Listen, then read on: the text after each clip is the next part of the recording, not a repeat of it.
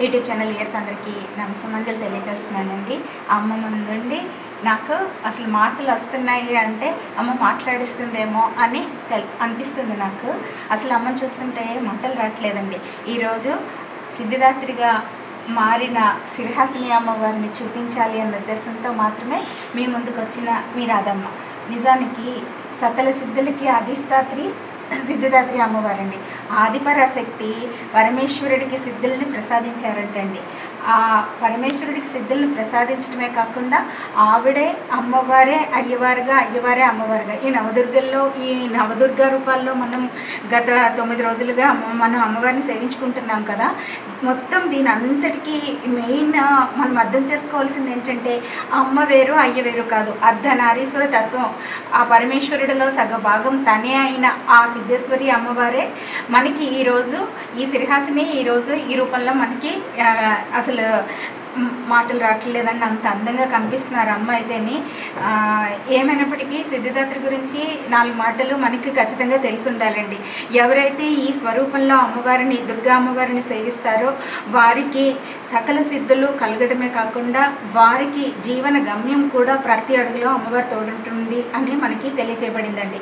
సిద్ధేశ్వరి మాత సిద్ధిమాత మన కాశీలో కూడా అండి వెళ్ళిన వాళ్ళు నవదుర్గ దేవాలయాలన్నీ ఉన్నాయి, దర్శించుకోండి అని సందర్భంగా తెలియజేస్తున్నాను. మనకి ఏ రూపంలో ఉన్న అమ్మవారే కదా అనుకున్నా కూడా ప్రతి రూపం వైశిష్ట్యము మనం తెలుసుకోవటం వల్ల ఆ అమ్మకి మనం అంటే ప్రేమ ఏర్పడి మనకి ఈ జీవన గమ్యంలో లేదంటే ఈ ఆధ్యాత్మిక ప్రయాణంలో గమ్యంలో మనకి ప్రతి స్వరూపము మనకి అండగా నిలబడతారని కూడా నేను ఈ సందర్భంగా సాధకులకి ముఖ్యంగా భక్తులకి తెలియజేస్తున్నానండి.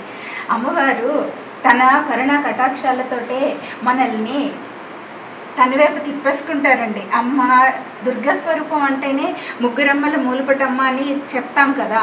నిజానికి బ్రహ్మ విష్ణు మహేశ్వరులు ముగ్గురికి కూడా వారు తీర్చలేని ఏ విధమైన కష్టమైన ఏ అసురీ సంహారమైన చేయాల్సి వచ్చినా కూడా వాళ్ళు చేయలేకపోయినప్పుడు ఈ అమ్మవారు మళ్ళీ తన ఏదో ఒక రూపం దుర్గా స్వరూపం తీసుకుని మళ్ళీ తన నుండి వెలువడిన వివిధ శక్తి స్వరూపాల నుండి ఈ రాక్షస సంహారం చేయటం అనేది జరుగుతూ వచ్చిందండి. ఇవన్నీ మనం ఏదో చేసాము, పూజలు చేసాము, నేను అమ్మకి ఈ రంగు ఇష్టం కాబట్టి నేను ఈ రంగు చీర కట్టుకున్నాను, ఇవి కాదండి. మనం ఆధ్యాత్మికంగా ఎంత ఉన్నతంగా వెళ్ళామో అమ్మ తత్వాన్ని ఎంత అర్థం చేసుకున్నాం ఇవన్నీ సెకండరీ అండి. ప్రైమరీగా మనం నెమ్మదిగా వీటన్నింటి నుంచి మనం గమ్యం చేరుతాం, రాను వెళ్తాం.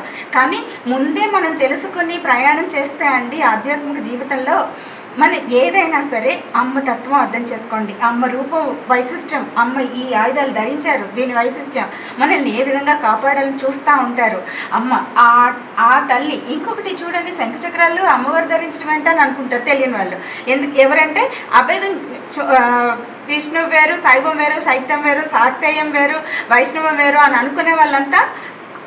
కానీ సకల రూపాలు ఆ పరాశక్తి నుండి ఉద్భవించాయి అనడానికి అమ్మ వివిధ రూపాల్లో తన చేతుల్లో తను ధరించిన ఆయుధాలు కావచ్చు, ఆభరణాలు కావచ్చు, ఏదైనా.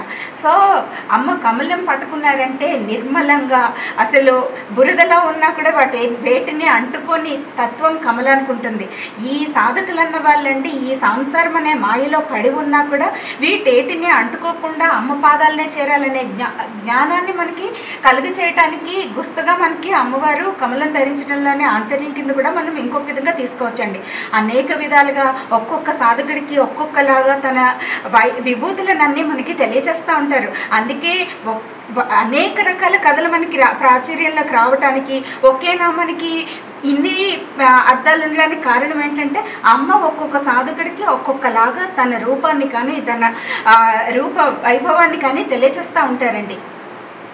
ఎవరైనా సరే ఎప్పుడైనా సరే జీవితాన్ని కేవలము బ్రతకొద్దు, భగవత్ తత్వంలో లయమైపోయి ఈ చివరి స్టేజ్లో నేను దేవుడి దగ్గరికి చేరుతాను అప్పుడు పూజలు చేస్తాను అని పెట్టుకోకుండా కేవలము ఈ జన్మని నేను సార్థకం చేసుకోవాలి అంటే ప్రతిరోజు దేవాలయ సందర్శన, అది ఏ రూపమైనా కావచ్చు, సందర్శన ప్రతిరోజు ఒక్కసారైనా ఏదో ఒక భగవంతుడి బుక్కులు చదవాలి. పూజ చేయటం ఏదో పరుగులెట్టుకునే అన్నం వంట చేసుకోవడానికి ఉన్నంత శ్రద్ధ మనకి వంటింట్లో పెట్టిన శ్రద్ధ మనం దేవుడి దగ్గర పెట్టడానికి మనసు రాదు. గబగబా వెళ్ళిపోతాం. దేవుడి దగ్గర కూర్చున్నా కూడా వంటింట్లో ఏమైపోతుందో ఏం జరిగిపోతుందో ఎవరు వచ్చేస్తున్నారో ఈ ఆలోచనలే మనకు ఉంటూ ఉంటాయి.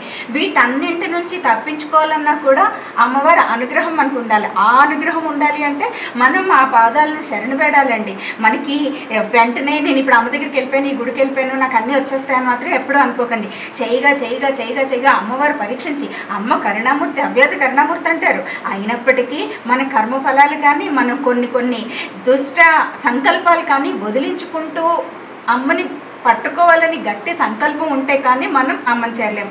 అమ్మ గురించి చెప్పడం మొదలు పెడితే ఎన్ని గంటలైనా మాట్లాడచ్చు. అమ్మ గురించి అండి నాకు తెలిసిన 4 విషయాలు పంచుకోవాలన్న ఉద్దేశంతో మీ ముందుకు తీసుకొస్తున్నాను. నిజానికి మనం చేస్తున్న పూజలు కానీ, సాధన కానీ, మనకు అర్థమైన భగవత్ తత్వం కానీ ఎదుటి వాళ్ళకి చెప్పచ్చా చెప్పకూడదా అన్న ప్రస్తుత పరిస్థితులు చూస్తుంటే నాకు అనిపిస్తూ ఉంటుంది. నేను ఎందుకు అమ్మ గురించి అనవసరంగా చెప్తున్నానా, అర్హత లేని వాళ్ళకి వెళ్ళిపోతున్నాయా ఇవన్నీ, పనికిరాని వాళ్ళు చూడడం వల్ల మనకి నెగిటివ్ జరిగే ఛాన్సెస్ ఉంటాయి. అందుకే గౌప్యంగా ఉండండి, రహస్యంగా ఉండండి అని కూడా ఈ సందర్భంగా తెలియజేస్తున్నాను. నా జీవితం ఎలాగో ఒక స్టేజ్కి వచ్చేసాను.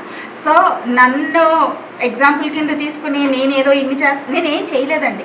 నేను కేవలం అలంకారాల వరకు చేసుకోగలిగాను. అందుకే పెంచుకోవద్దు అని కూడా ఈ సందర్భంగా చెప్తున్నానండి.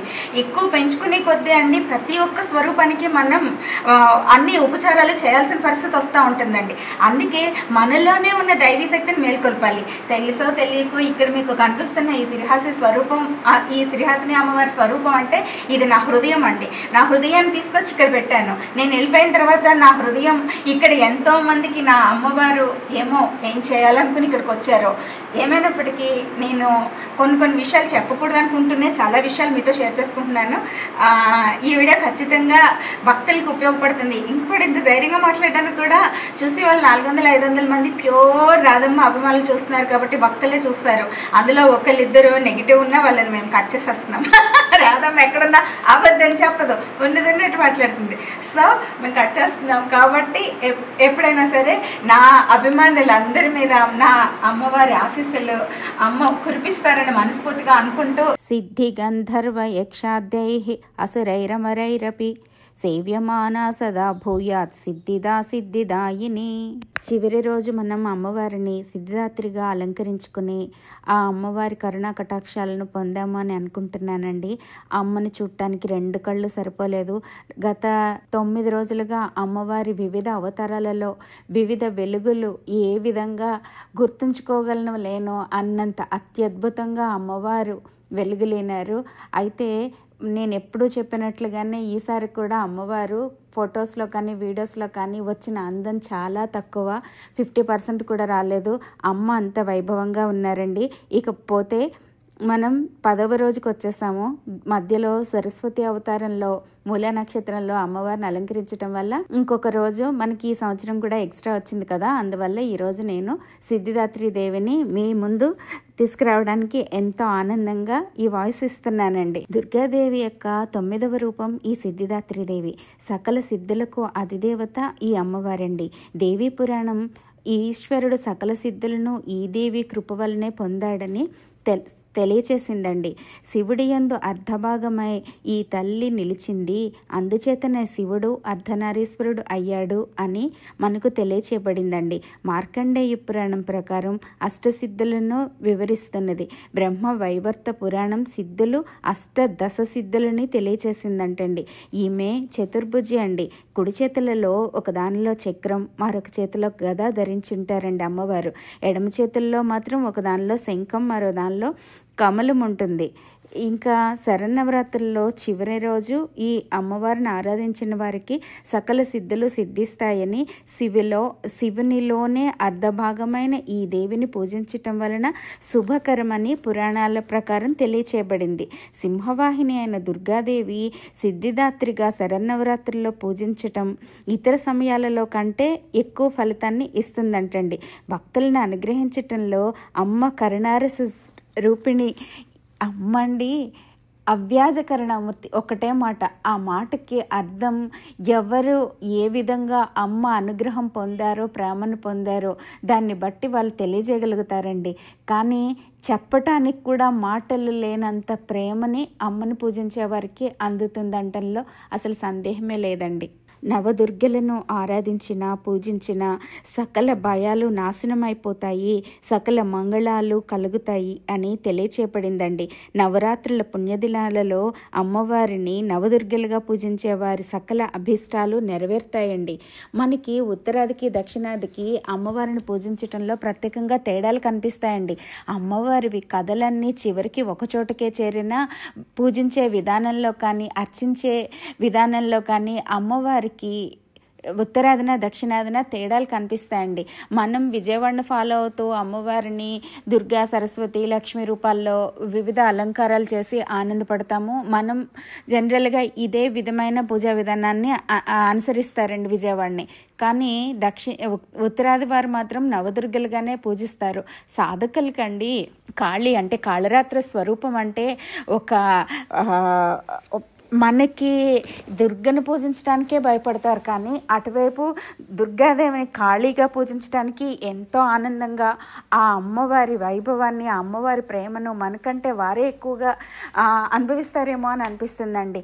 అమ్మ కరుణారసమూర్తి అని పదే పదే చెప్తాను కదా, అలా అని ఈజీగా మనం చేసేసుకోగలమని కూడా అనుకోకూడదు. అమ్మవారిని పూజించాలి అంటే మన హృదయం, మన ఇల్లు ఏ విధంగా అయితే పరిశుభ్రంగా ఉంచుకుంటామో ఆ విధమైన పరిశుభ్రత మన మనసులో ఉండాలి. అదేలా చీపురు పట్టుకుని చేతులతో చక్కగా తుడిచేసుకోవచ్చు, మన మనసు ఎక్కడ ఆలోచించేస్తున్నా ఇల్లు శుభ్రం చేసేసుకోవచ్చు. చుట్టూ పేడతో కళ్ళపు నీళ్ళు చల్లి ముగ్గు పెడితే ఆటోమేటిక్గా మన మనసు ఎక్కడున్నా కూడా ఈ పనులన్నీ అయిపోయి శుభ్రమైపోతుంది అని అనుకుంటాం కదా.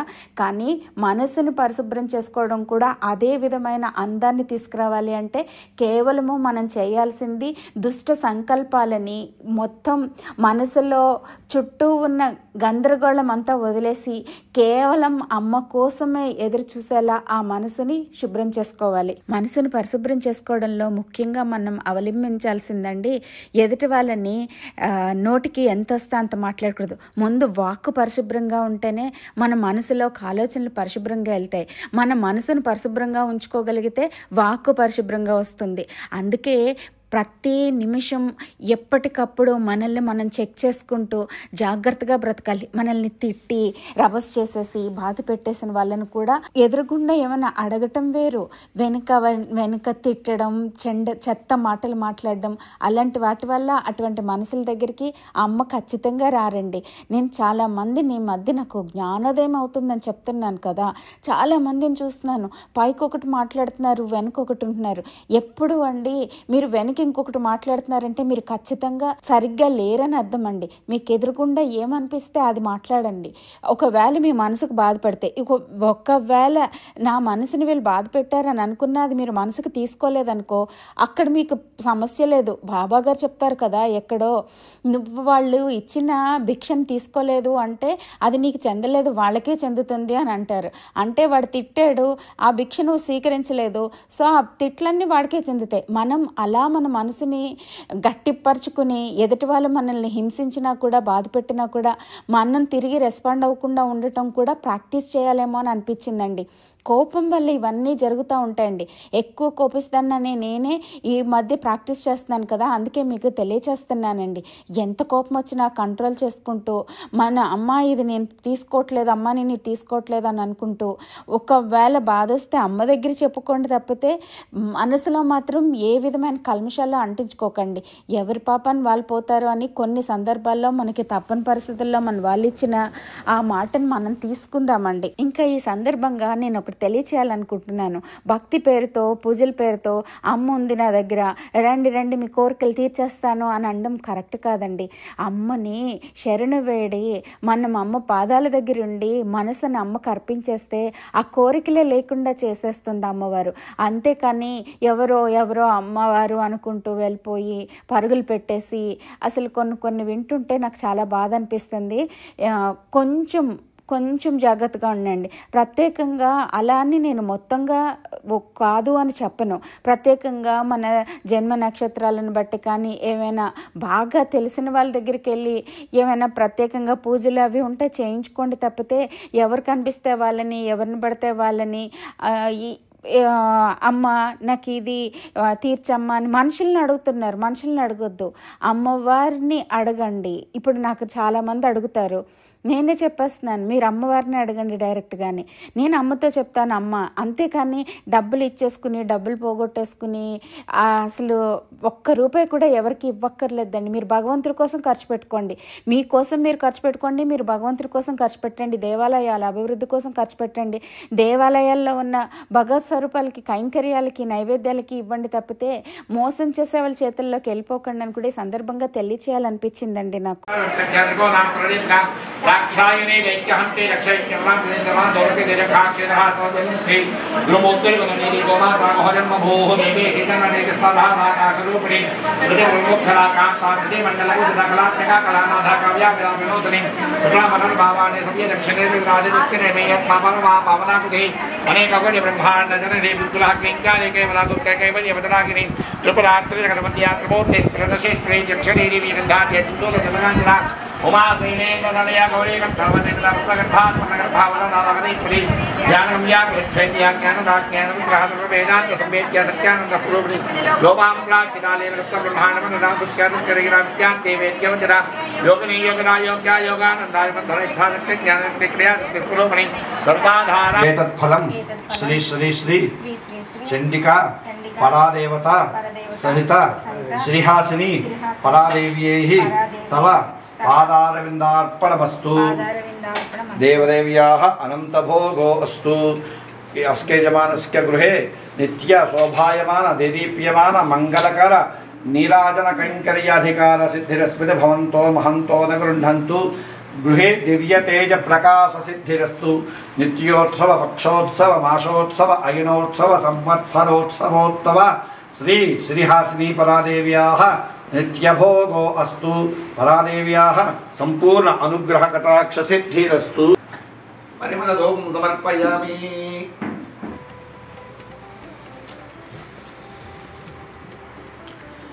माता महाराज्ञी की श्री श्रीहासिनी परादेव्यै नमो नमः। परिमलधूपं समर्पयामि।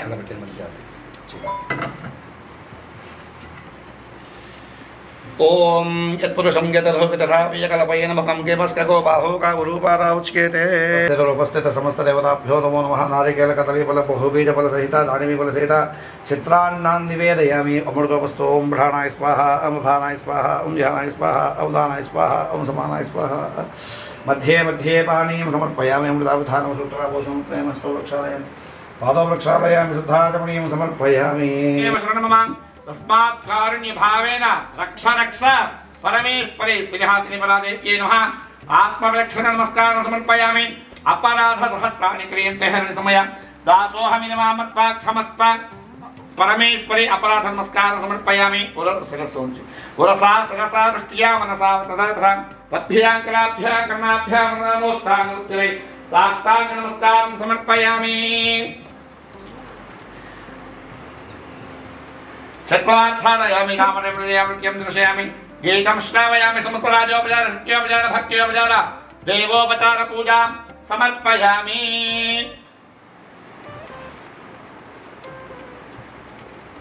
वहं श्रियः पञ्चदशश्च श्रीकामस्वतमं जपेतु।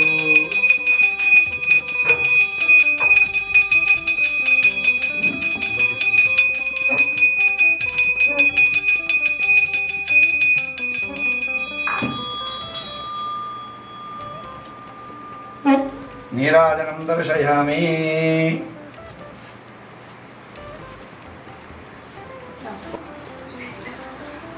माता महाराज्ञी की श्री श्रीहासिनी परादेवतको श्री चंडी परादेवतको देवी शिवायै सततं नमः।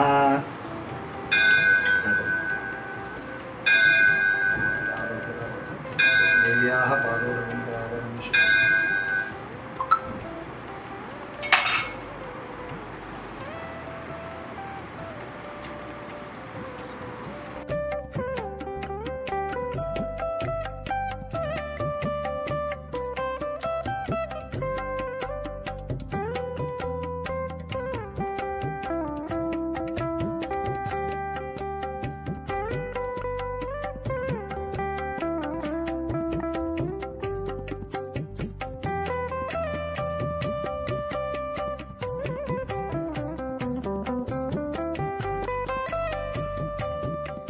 श्री श्रीहासिनी अनुग्रह प्रदानेन शरणवरात्र दीक्षा परिपूर्णता सिद्धि द्वारा शरीर संपूर्ण आरोग्य नित्यं भगवद्देव सेवा अनुग्रह प्रसाद सिद्धिस्तु धर्मानुष्ठान प्रसिद्धिस्तु ఏం చేస్తారా అని చూస్తాను. అనుగ్రహం ఉంది అనే పూర్తి విశ్వాసం. ఈ రూపంగా రోజు ఎలాగైనా కాలక్షేపం చేయొచ్చు. అందరికీ అంటే మాకు లేదని బాధపడటం కన్నా ఉన్నప్పుడు దాన్ని సద్వినియోగపరుచుకుంటూ చేస్తున్న వాళ్ళని చూస్తే కూడా అదృష్టం. అందుకనే క్షేత్రాల దర్శనం ఎందుకు చేయమంటారంటే ఎంతో మహానుభావులు తిరుగుతారు. వాళ్ళు తిరిగిన ఏ రూపంలో ఎవరికి ఏ దర్శనం అవుతుందో చెప్పలేం. అందుకనే ఏ శక్తిపీఠానికి వెళ్ళినా ఏ క్షేత్రానికి వెళ్ళినా కొంత సమయాన్ని కేటాయించాలి. అలాగే మన ఇక్కడ దేవాలయం ఈ యొక్క గృహం అనే కన్నా అమ్మవారు విరాజిల్లుతున్నారు కాబట్టి నిత్యము కైంకర్యాలు పొందుతున్నారు కాబట్టి ఈ సేవాభాగ్యం మీతో పాటు నాకు మా అందరికీ కూడా కలగజేశారు. శ్రీ శ్రీహాసిని నిలయమని మార్చేసాను. అది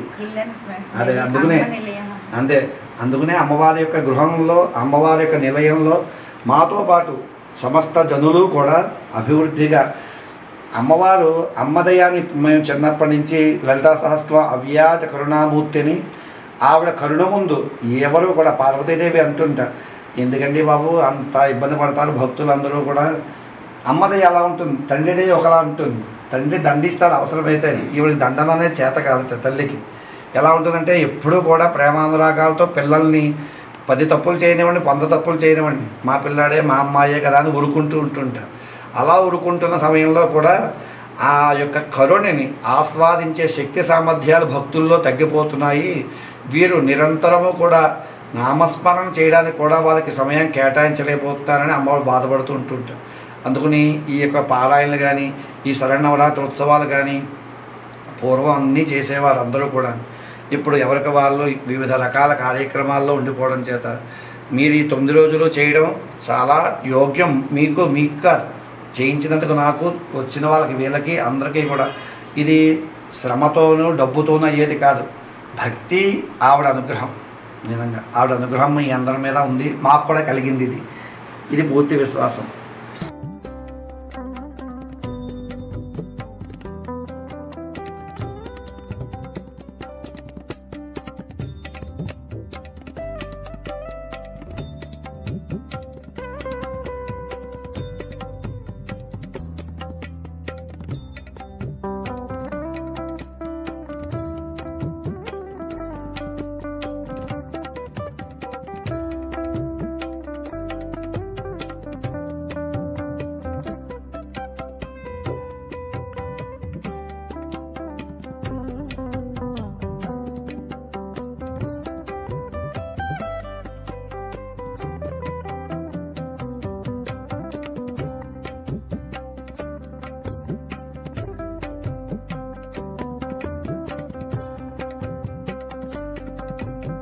అందరికీ నమస్కారం. మీకు ఈ వీడియో నచ్చినట్లయితే please do like, share and subscribe me Radhamma vlogs. Thank you.